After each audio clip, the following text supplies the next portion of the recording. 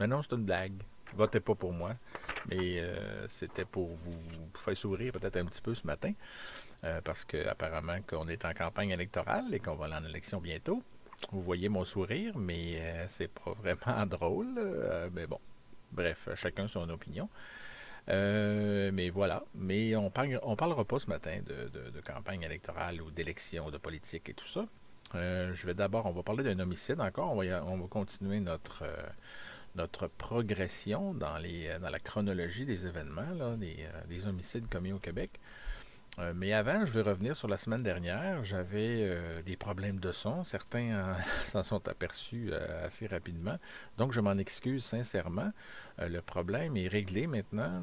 J'avais un conflit, je pense, entre le micro de ma caméra, le micro intégré, et le micro principal que vous voyez ici. Donc, qui est beaucoup plus professionnel que celui intégré dans la caméra. Donc, voilà, je pense que ça va être réglé. Donc, ça va être meilleur pour l'audition, ceux qui écoutent en podcast ou simplement l'audio sans me voir la face. Donc voilà. Que j'espère que vous allez en être satisfait et que vous allez mieux m'entendre aussi, parce que cette valeur, j'avais des belles histoires la semaine passée à vous raconter, là, surtout les découvertes et tout ça, les pistes, là, la piste des Philippines par rapport à Soto Cochon. L'affaire non résolue aussi de Ralph Andoska, qui est quand même un dossier assez intéressant pour tout le mystère que ça entoure, voilà. Et c'est ça, en ce lundi matin. Donc, je vous souhaite à tous une belle semaine. On va parler d'un homicide, l'homicide de Noël Chabanel, qui est survenu le 8 décembre 1649. C'est survenu à la mission de Saint-Jean. C'est un homicide que j'ai classé dans la classification, la catégorie des homicides extrémistes individuels à motivation religieuse. On a dit la semaine dernière que il y a beaucoup de crimes, de meurtres qui ont été commis avec la guerre des Français contre les Amérindiens, tout ça, qui sont restés non résolus parce qu'évidemment c'était très difficile d'identifier les Iroquois un coup qui étaient retournés dans leur patelin, dans les bois et tout ça.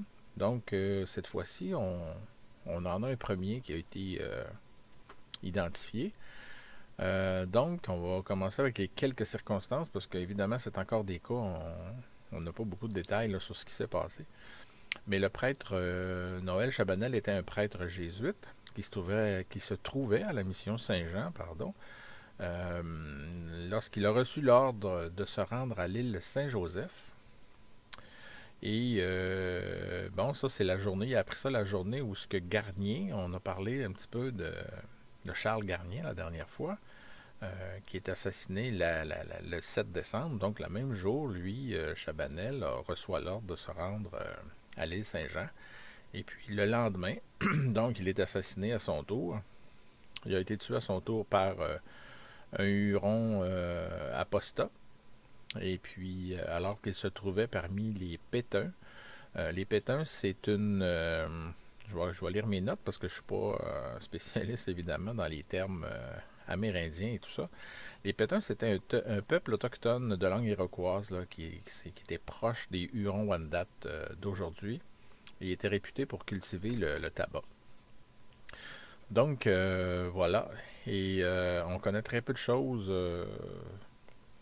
entre autres sur le motif de ce crime-là.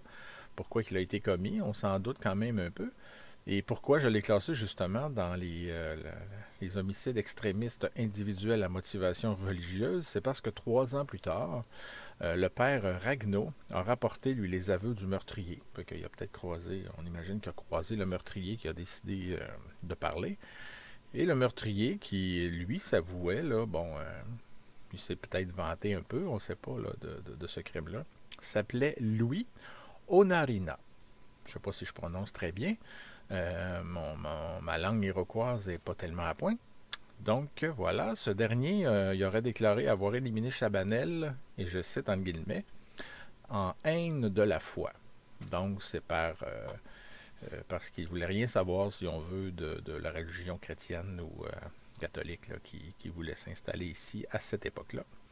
Donc, je l'ai classé aussi dans les causes non élucidées parce que les documents ne nous permettent pas de voir s'il y a eu une suite à cette affaire-là. Donc, on ne sait pas si Louis Onarina a été accusé ou condamné ou quoi que ce soit. Donc, on n'a pas de suite.